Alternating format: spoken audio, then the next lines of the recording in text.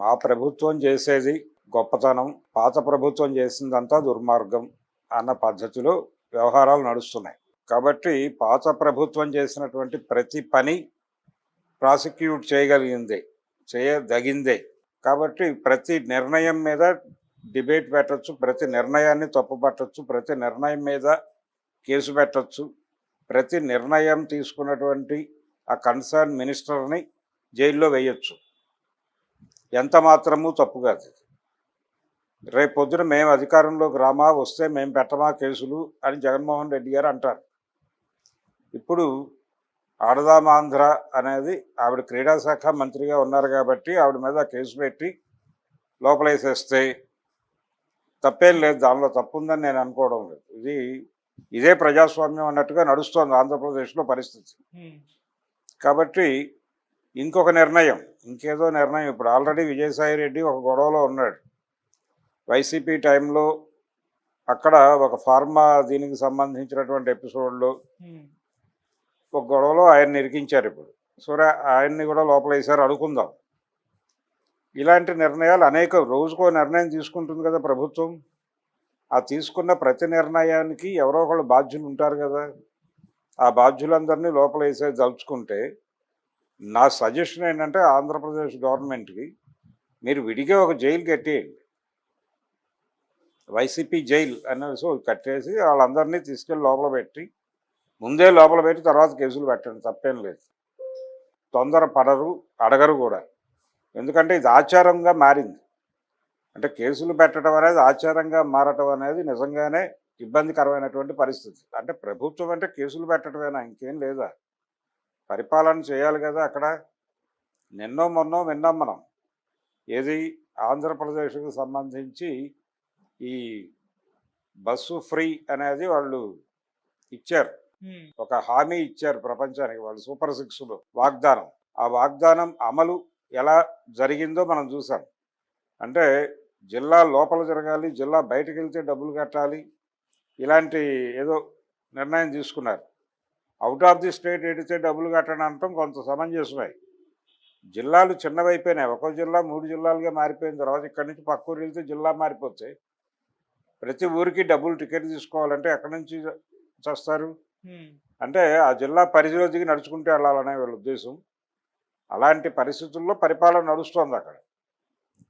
కాబట్టి ఇదొక పబ్లిక్ని వాళ్ళు ప్రాపర్గా ఏమీ చూడట్లేదు. ఉద్యోగ కల్పన అని చెప్పారు కానీ ఏమీ లేదు. ఇప్పటికీ హైదరాబాద్ వలసలు యథాతథంగా కొనసాగుతున్నాయి.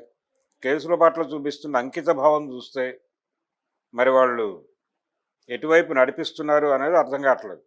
వచ్చిన దగ్గర నుంచి వాళ్ళు చేసిన పరిపాలన ఏంటి? తిరుపతిలో ప్రసాదం అని ఒక 15 రోజులు గొడవ, ఒక నెల గడిచింది దాని మీద, ఇంకొక నెల ఎవరిదో కేసు, ఇలా దీని మీదే నడుపుతున్నారండి ఎప్పుడు కూడా. అంటే వీళ్ళు ఏం చేస్తున్నారు అనేది ఎప్పుడూ అదరాట్లేదు. అక్కడ అమరావతిలో ఏం జరుగుతోంది అనేది ఎవరికైనా తెలుసా? ఎక్కడైనా ఏదైనా జరుగుతోందా అభివృద్ధి పనులు అంటే? రోడ్ల నిర్మాణం తప్ప. రోడ్లు నిర్మిస్తున్నారు, ఓకే, బాగానే ఉంది. రోడ్ల రిపేర్ కార్యక్రమం జరుగుతోంది, కానీ ఇప్పటికీ చాలా ప్రాంతాల్లో పాత పద్ధతిలోనే ఉన్నాయి రోడ్లు. భయంగానే వాహనాలు నడుస్తున్నాయి. వైఎస్ఆర్సీపీ హయాంలో దాన్ని పూర్తిగా నిర్లక్ష్యం చేసిన మాట వాస్తవమే. పాత ప్రభుత్వం చేసిన తప్పుల్ని తవ్వితీసే బదులు ప్రజలు మీకు ఎందుకు అధికారం ఇచ్చారు, ప్రజలు మీకు ఎందుకు అధికారం ఇచ్చారో ఆ ఏరియాలో ఫోకస్ చేయడం అవసరం. కేసులు తర్వాత పెట్టుకుందరు కానీ ముందు పరిపాలన మీద కేంద్రీకరించి ప్రజలకు మీరు ఇచ్చిన హామీలు అమలు చేయండి. ప్రజలు ఏమి కోరుకొని మిమ్మల్ని గెలిపించారో వాటిని ఫుల్ఫిల్ చేయండి. డోర్ టు డోర్ క్యాంపెయిన్ కనుక వైసీపీ చేస్తే, ఏమమ్మా మీకు ప్రభుత్వం ఇంత చెప్పింది, ఈ సంవత్సర కాలంలో మీకు ఏం అందింది, ఏ ప్రయోజనాలు పొందారు, మీరేం ఫీల్ అవుతున్నారు అని డోర్ టు డోర్ క్యాంపెయిన్ చేస్తే సీరియస్గా కూటమి ప్రభుత్వం వైపు నిలబడే ప్రజలు ఎంతమంది తేలుతారు? ఆల్రెడీ పౌసాని అరెస్ట్ తర్వాత కొన్ని ఛానల్స్ వెళ్ళి పబ్లిక్ ఒపీనియన్ తీసుకోవడానికి ట్రై చేస్తే వాళ్ళు మేము పరిపాలన కోరుకున్నాం కానీ అరెస్టులు కాదు అని చెప్పారు స్పష్టంగా. కాబట్టి ప్రజల అభిప్రాయం అదే ఉంది. దాని మీద ఫోకస్ చేయడం బెటర్.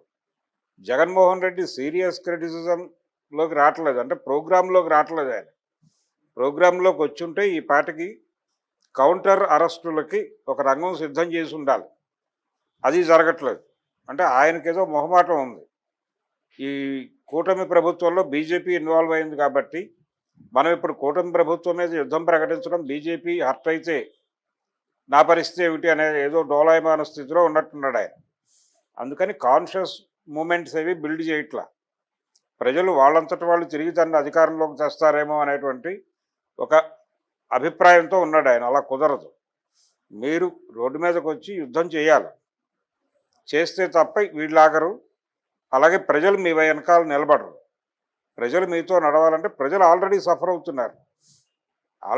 అవుతున్నారు. వ్యతిరేకత మొదలైంది. ఆ మొదలైనటువంటి వ్యతిరేకతని ఛానలైజ్ చేయడం కోసం మీరు ప్రజల్ని కలవండి. వెళ్ళి ప్రజల్ని కలిసి రోజు ఒక వీధో లేకపోతే ఒక పేటో అనుకుని ఆ పేటలో అందరినీ సమావేశపరిచి ఒక కార్యక్రమం మొదలుపెట్టండి.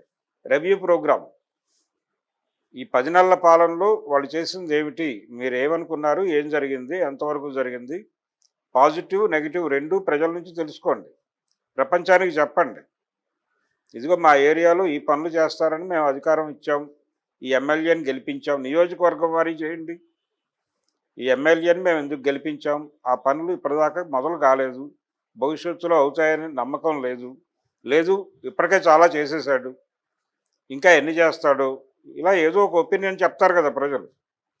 అలా ప్రతి కాన్స్టిట్యూషన్కి ఓ సమావేశం పెట్టి ఓటర్లతో మీటింగులు పెట్టండి.